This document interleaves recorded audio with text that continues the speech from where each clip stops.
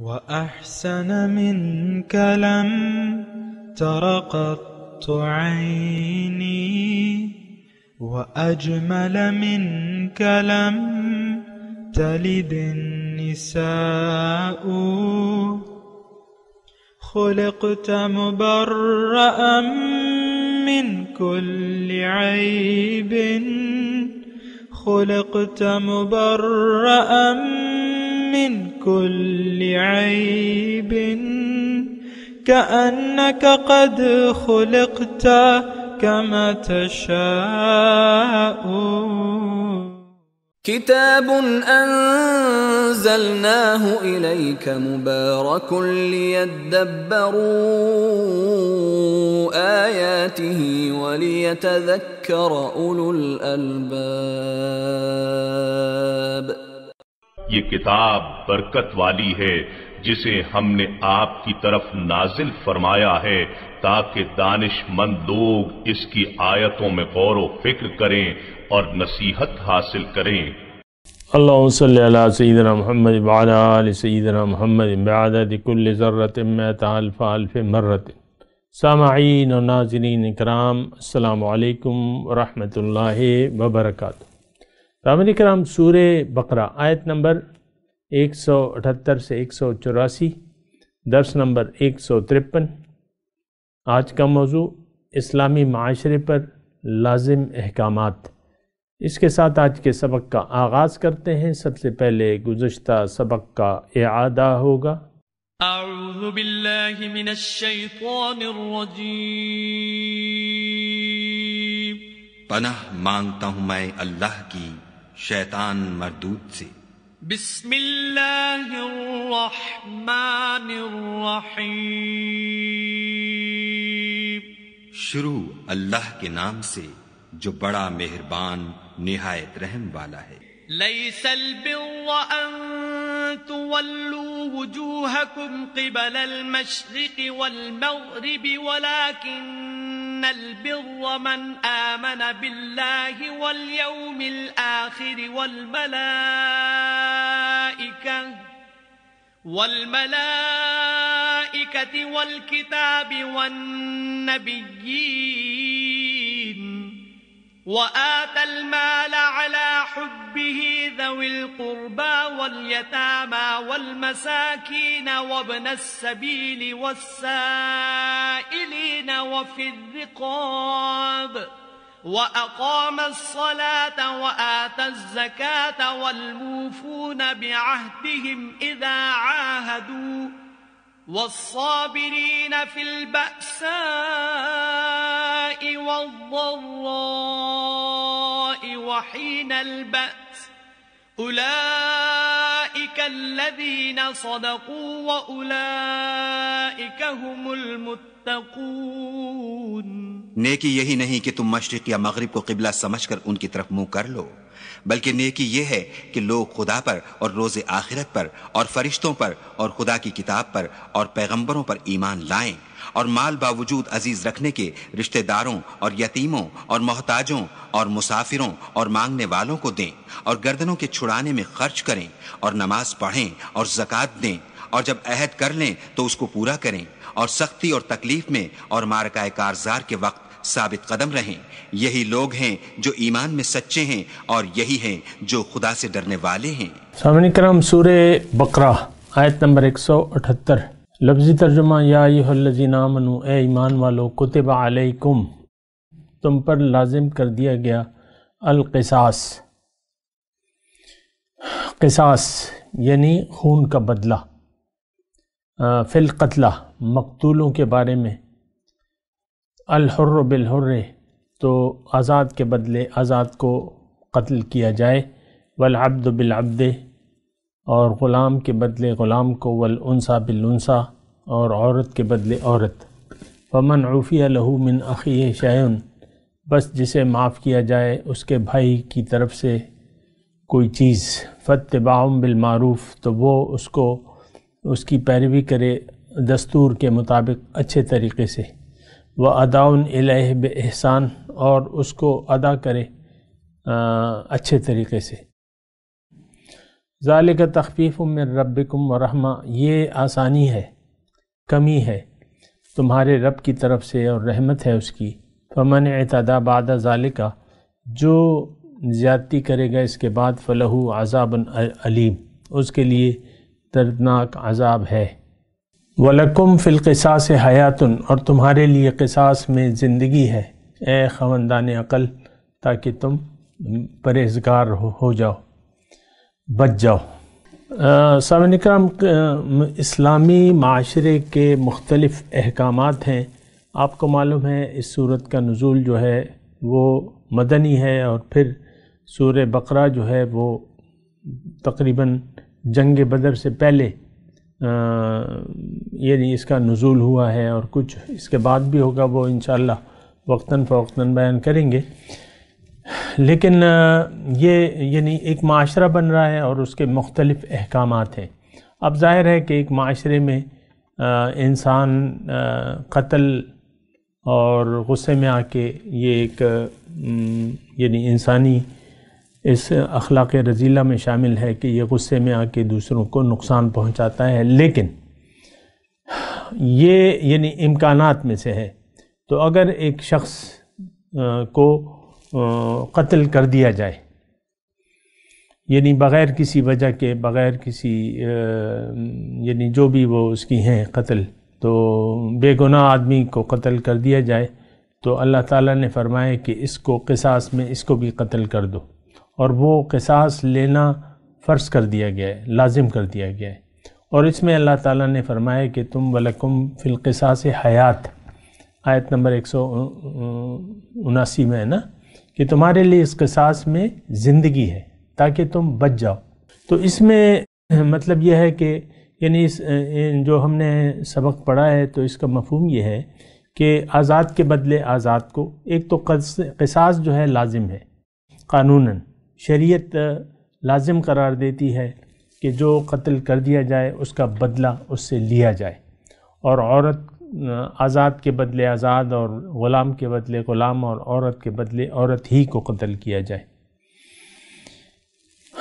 اور اگر فمن عفی لہ من اخیہ شیء، اگر اس میں ایک گنجائش اللہ تعالیٰ نے رکھی ہے کہ مقتول کے ورثہ قاتل کو اگر معاف کر دیتے ہیں اور دیت پر راضی ہو جاتے ہیں، خون بہا جسے ہم کہتے ہیں، تو پھر اللہ تعالیٰ قاتل کو کہتا ہے کہ تم اس کا جو ہے اچھے طریقے سے اس کی پیروی کرو، اور معروف طریقے سے، اور اداؤن الیہ بے احسان، اس کو اچھے طریقے سے ادا کر دو، حیل و حجت سے کام نہ لو، ٹال مٹول سے کام نہ لو۔ اور پھر اللہ تعالیٰ نے یہ فرمایا کہ قتل کو معاف کر دینا، یہ اللہ تعالیٰ نے گنجائش رکھی ہے، فمن عفی لہ، معاف کر دے، کیونکہ ورثہ کا حق ہے کہ یا تو قصاص لیں یا دیت لیں، خون بہا جسے ہم کہتے ہیں۔ تو یہ اللہ تعالیٰ نے اپنی طرف سے ایک گنجائش رکھی ہے کہ قاتل کو معاف کر دیا جائے خون بہا لے کے، یا جو بھی ہو طریقہ کار۔ لیکن اگر اس کے بعد کوئی زیادتی کرتا ہے تو اس کے لیے دردناک عذاب ہے، یعنی خون بہا لے کے دوبارہ اس پر جوش میں آ کے حملہ کر دینا، اس کو قاتل کو قتل کر دینا، یہ پھر زیادتی ہوگی۔ یا قاتل جو ہے خون بہا نہ ادا کرے اور اس میں ٹال مٹول، تو یہ بھی زیادتی ہے۔ اللہ تعالیٰ فرما رہے نہیں، یہ پھر عذاب کے قابل ہیں ایسے لوگ۔ پھر اللہ تعالیٰ نے فرمایا کہ قصاص جو ہے یہ قانون لازمی ہے، اور اس میں تمہاری زندگی ہے، یعنی معاشرہ جو ہے مادر پدر آزاد نہیں ہونا چاہیے، قانون ہونا چاہیے، ہر جرم کی ایک سزا ہونی چاہیے۔ تو قتل کی اللہ تعالیٰ نے سزا قصاص رکھی ہے کہ قتل کے بدلے قتل۔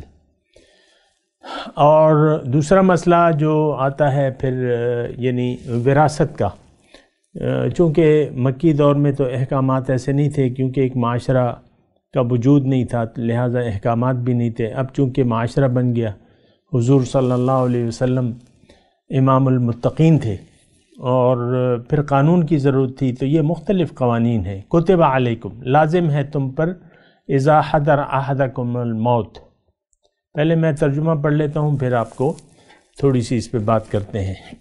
مضمون مشکل نہیں ہے، آسان ہے، اور اس لیے میں آپ کو ترجمہ پڑھ کے تھوڑا سا اس پہ بات کرتے ہیں، سمجھنے کی کوشش کرتے ہیں۔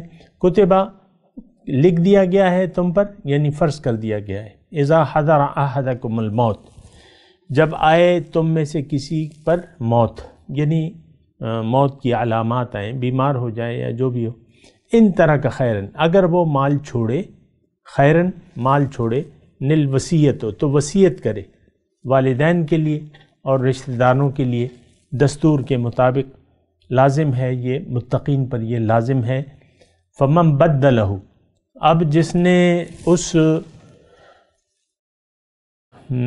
وصیت کو بدل دیا، بعد ما سمعہ، بعد اس کے سننے کے، یعنی وصیت سن لی لیکن موت کے بعد جو ہے انہوں نے بدل دیا، تو فإنما اسمہ علی الذین یبدلونہ، یعنی اگر انصاف کے مطابق اس نے وصیت کی تھی اور پھر ورثاء نے اس کو بدل دی، حقدار کو حق نہیں دیا، یا کسی کو کم دیا یا کسی کو زیادہ کر دیا، تو اس کا گناہ جو ہے موسی پر نہیں ہوگا بلکہ ان لوگوں پر ہوگا جو اس کو بدل رہے ہیں۔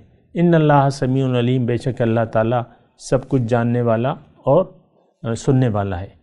فمن خاف من موسن، اب دوسری صورت یہ ہے کہ موسی جو ہے، یعنی جو مرنے والا ہے، وہ غلط وصیت کر دے، کسی حقدار کو حق نہ دے یا کسی کو اس کے حق سے زیادہ دے دے، مختلف ہو سکتے ہیں۔ فمن خافہ، پس جو خوف کرے، من موسن، وصیت کرنے والے سے، جنفن، ظلم یا طرفداری کی، او اسمن، یا گناہ کی وصیت ہو، فاصلح بینہم، تو اب وہ ورثاء کو حق ہے کہ وصیت کو دستور کے مطابق اس میں اصلاح کر دے، فاصلح بینہم فلا اسم علیہ، اگر اب وہ وصیت میں کو اصلاح کرتے ہیں تو ان پہ اس کا گناہ نہیں ہوگا۔ ان اللہ غفور رحیم، بے شک اللہ تعالیٰ بخشنے والا مہربان ہے۔ یعنی دیکھیں، یہ ایک بات نوٹ کر لیں کہ وصیت، یہ پہلا حکم ہے وصیت کے بارے میں، اور اس میں بجائے، یعنی اس کے بعد جو دوسرا حکم آیا ہے وہ اس کے بعد ہے، وہ بھی میں آپ کو بتاتا ہوں، لیکن یہ پہلا حکم یہ تھا، جیسا کہ آپ نے پڑھا کہ مرنے والے کو اللہ تعالیٰ بتا رہے ہیں کہ تم وصیت کر کے مرو۔ ابھی وراثت اللہ تعالیٰ کی طرف سے احکامات نہیں آئے تھے، تو اس وقت، یعنی یہ پہلا حکم تھا، لیکن جب دوسرا حکم آیا ہے تو اس میں وارثوں کے حق اللہ تعالیٰ نے متعین کر دیے ہیں، اور پھر اللہ تعالیٰ نے اللہ کے رسول نے فرمایا لا وصیت لوارثن، اب وصیت، اس حکم کے بعد وارث کے لیے اب کوئی وصیت نہیں ہے۔ ہاں، یہ بات بھی نوٹ کر لیں کہ 1/3 میں آپ وصیت کر سکتے ہیں، یعنی جو میت ہے یا جو مرنے والا ہے وہ اپنے مال کے 1/3 میں حق رکھتا ہے کہ وہ وصیت کر لے، کسی کو بھی دے دے، وہ 1/3 کسی کو بھی دے دے تو اس کا حق رکھتا ہے بہرحال۔ تو یہ پہلا حکم تھا، لیکن بعد میں اس حکم میں تبدیلی آئی، اور پھر حضور نے فرمایا لا وصیت لوارثن۔ اب اس میں جو پہلا حکم تھا تو اس کا تو آپ نے ترجمہ سن لیا، اگر اس نے وصیت ٹھیک کی اور اس کو بدل دیا تو پھر اس کا گناہ جو ہے بدلنے والوں پہ ہے، لیکن اگر وصیت غلط تھی اور ظلم تھا اس میں تو اس کو بدلنے کا وارثوں کو اختیار تھا، لیکن اب یہ صورتحال نہیں ہے صاحب اکرام۔ وصیت 1/3 کی جو بھی وصیت ہے اس کو، وہ تو موسی کی مرضی ہے، لیکن اس کے علاوہ جو ہے وارثوں میں وصیت کرنا نہ جائز ہے نہ وہ نافذ العمل ہوگی، یہ بات نوٹ کر لیں۔ اچھا، پھر رمضان یعنی روزہ، حضور صلی اللہ علیہ وسلم کا یہ طریقہ کار تھا کہ وہ مکی زندگی میں انہوں نے فرض تو نہیں کیے تھے، لیکن ابھارا تھا کہ تم مہینے میں 3 روزے رکھ لیا کرو، اچھی بات ہے، رکھو تو اچھا ہے 3 مہینے میں، اس طریقے سے 3 روزے مہینے میں۔ لیکن اب چونکہ ایک جماعت بن رہی ہے اور اللہ تعالیٰ اپنی نعمتیں ہم پر تمام کر رہا ہے، تو مختلف احکامات کی وضاحت ہو رہی ہے. تو اس میں ایک بہت بڑی نعمت رمضان المبارک کی ہے. رمضان کا مہینہ جو ہے، اس کے بھی انشاءاللہ اللہ کی توفیق سے بات کریں گے، لیکن پہلے میں آپ کو ترجمہ تھوڑا سا آیات کا بتا دوں.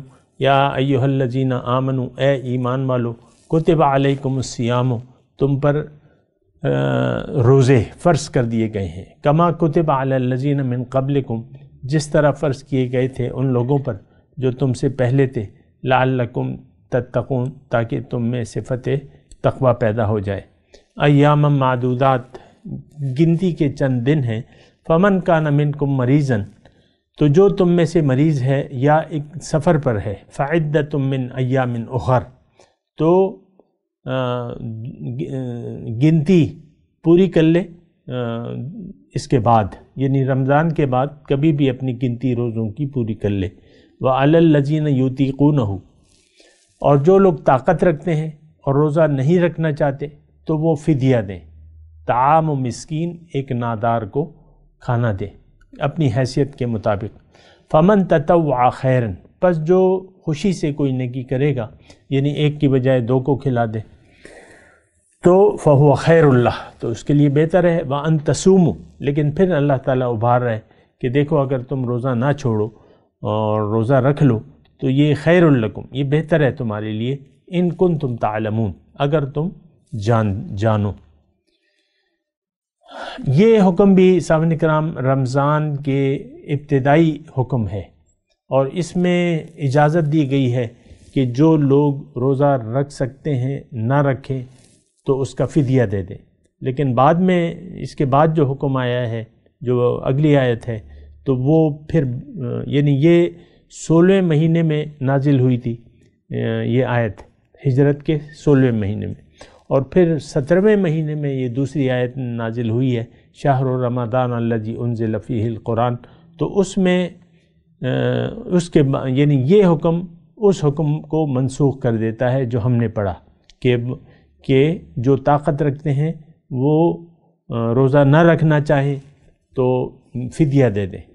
اب یہ حکم محدود ہے، یعنی جو ایسا بیمار ہو جو روزہ رکھ نہ سکے اسے شیخ فانی کہتے ہیں، یعنی بہت بوڑھا ہے اور اس میں روزہ رکھنے کی طاقت نہیں ہے، یا کوئی بیمار ہے، بیماری جو ہے جڑ پکڑ گئی ہے اور اصلاح کی کوئی گنجائش نہیں ہے صحت کی، تو یہ فدیہ دے دے.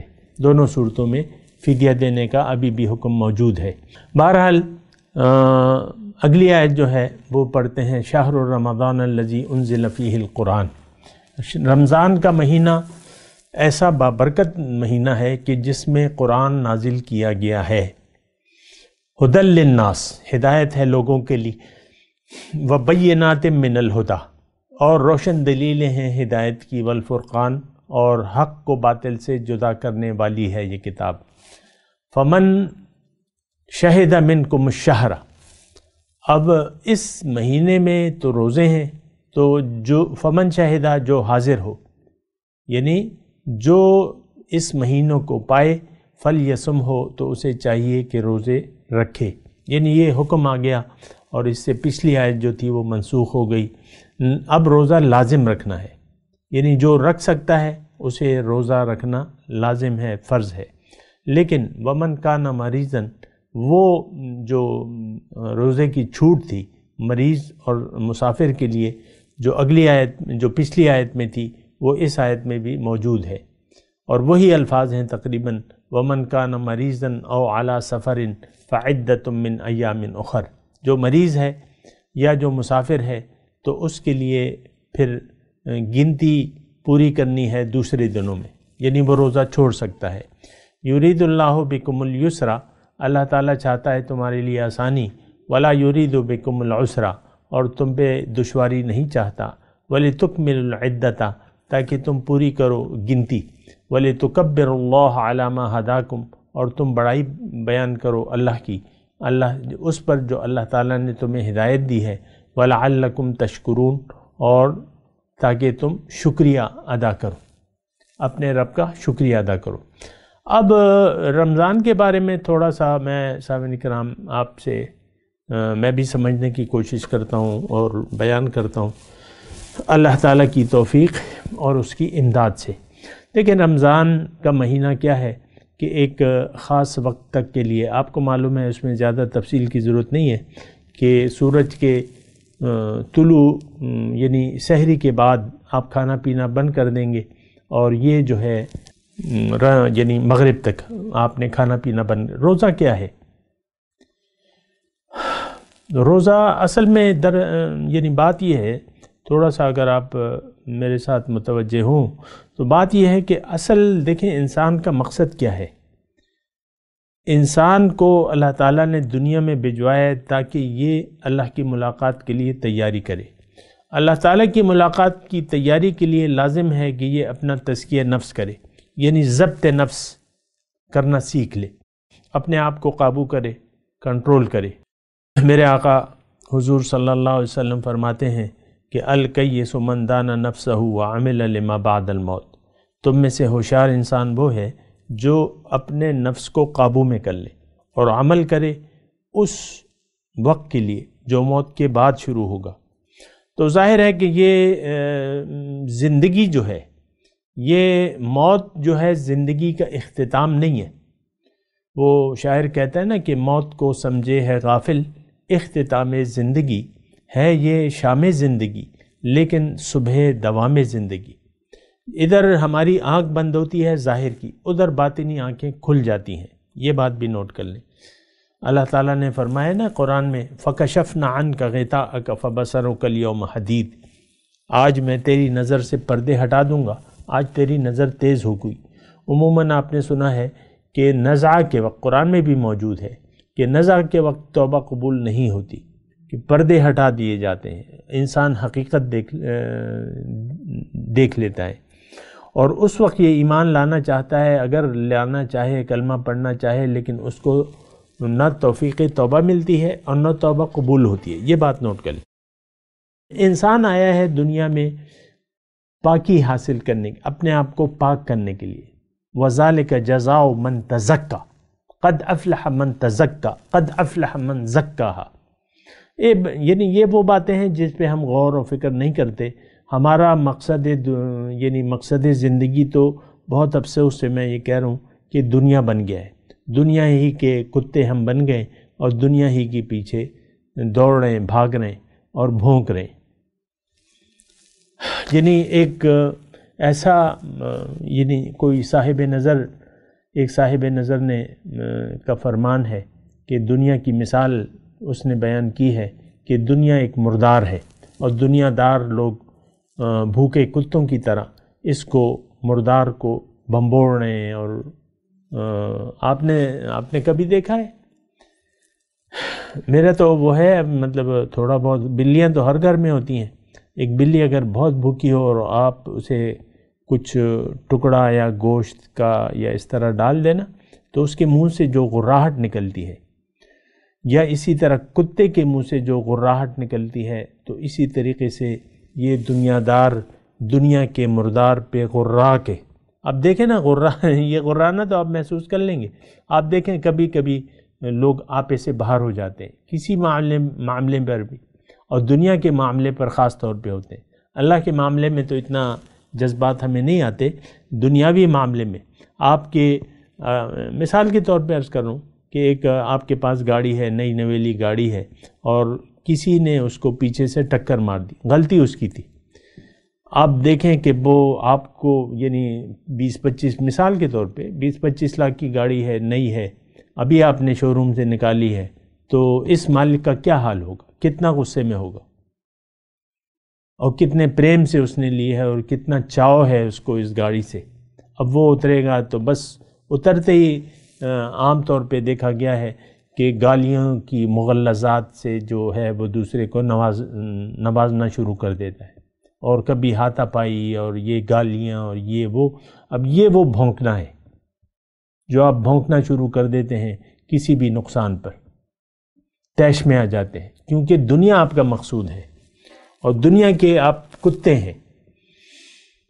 میں مطلب آپ کا مطلب یہ ہے کہ ہم میں سے اکثریت ایسی ہے کہ وہ دنیا کی طلبگار ہے، آخرت کے طلبگار ہم میں سے بہت کم لوگ ہیں۔ اللہ تعالیٰ نے فرمایا، میں کیا کہہ رہا ہوں، قلیل من عبادی الشکور واکثر ان اکثرکم فاسقون، تم میں سے اکثر فاسق ہیں۔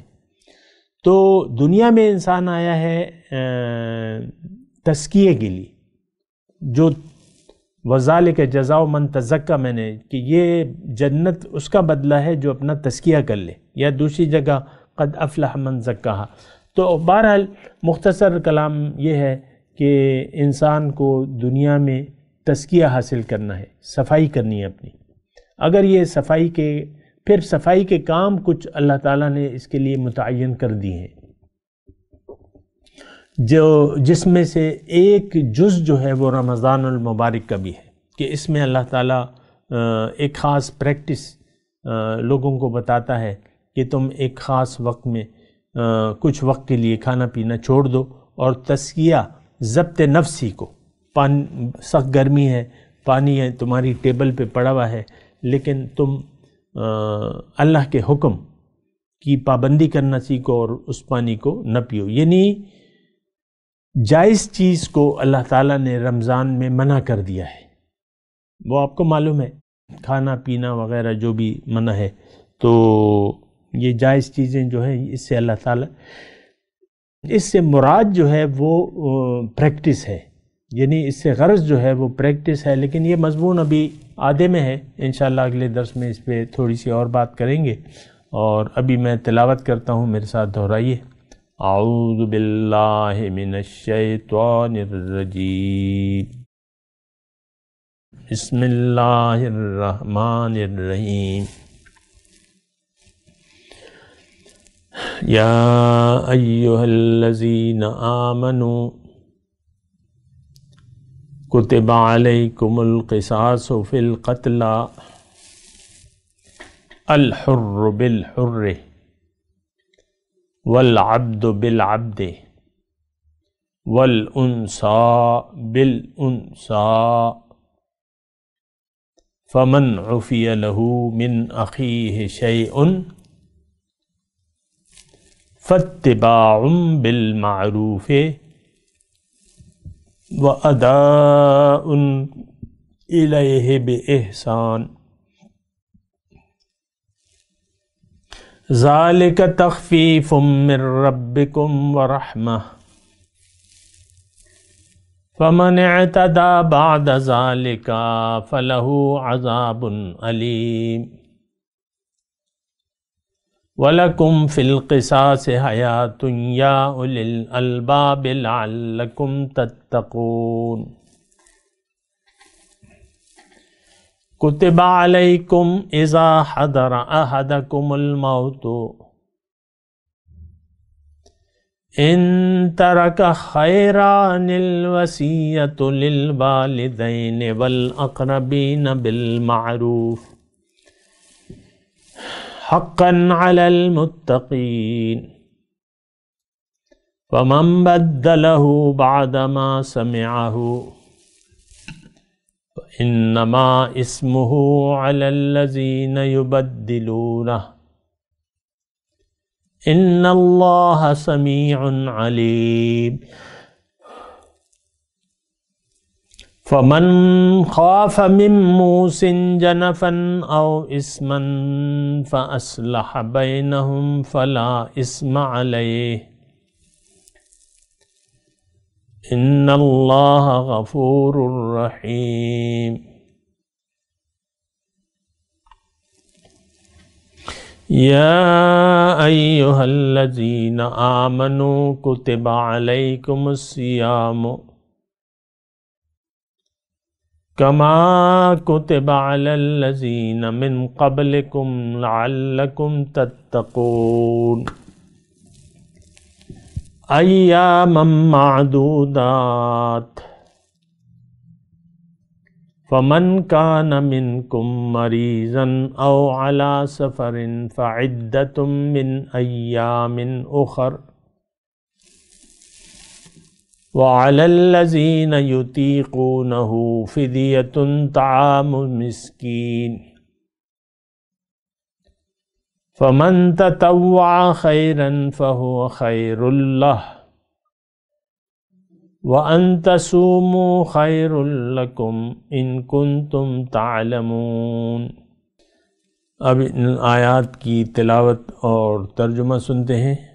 اعوذ باللہ من الشیطان الرجیم۔ پناہ مانگتا ہوں میں اللہ کی شیطان مردود سے۔ بسم اللہ الرحمن الرحیم۔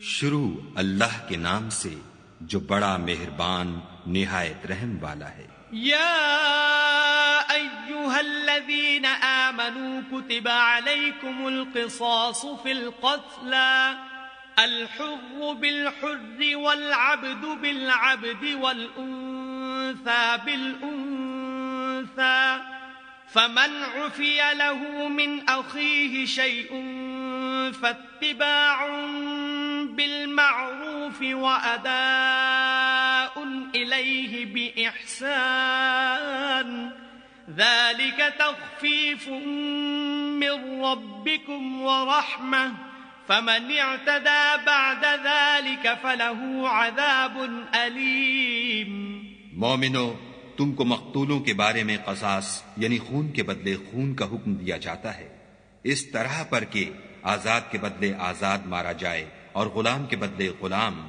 اور عورت کے بدلے عورت، اور اگر قاتل کو اس کے مقتول بھائی کے قصاص میں سے کچھ معاف کر دیا جائے تو وارث مقتول کو پسندیدہ طریق سے قرارداد کی پیروی یعنی مطالبہ خون بہا کرنا اور قاتل کو خوش ہوئی کے ساتھ ادا کرنا چاہیے۔ یہ پروردگار کی طرف سے تمہارے لیے آسانی اور مہربانی ہے، جو اس کے بعد زیادتی کرے اس کے لیے دکھ کا عذاب ہے۔ وَلَكُمْ فِي الْقِصَاصِ حَيَاةٌ يَا أُولِي الْأَلْبَابِ لَعَلَّكُمْ تَتَّقُونَ۔ اور اے اہل عقل، حکم قصاص میں تمہاری زندگانی ہے کہ تم قتل و خون ریزی سے بچو۔ كتب عليكم إذا حضر أحدكم الموت إن ترك خيرا الوصية للوالدين والأقربين بالمعروف حقا على المتقين۔ تم پر فرض کیا جاتا ہے کہ جب تم میں سے کسی کو موت کا وقت آ جائے تو اگر وہ کچھ مال چھوڑ جانے والا ہو تو ماں باپ اور رشتہ داروں کے لیے دستور کے مطابق وصیت کر جائے، خدا سے ڈرنے والوں پر یہ ایک حق ہے۔ فمن بدله بعدما سمعه فإنما إثمه على الذين يبدلونه إن الله سميع عليم۔ جو شخص وصیت کو سننے کے بعد بدل ڈالے تو اس کے بدلنے کا گناہ انہی لوگوں پر ہے جو اس کو بدلے، اور بے شک خدا سنتا جانتا ہے۔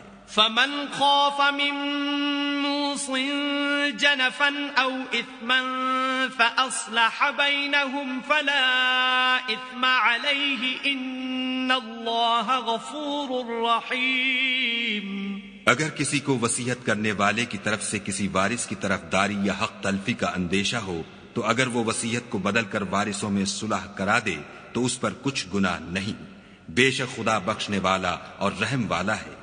یا ایہا الذین آمنوا کتب علیکم الصیام کما کتب علی الذین من قبلکم لعلکم تتقون۔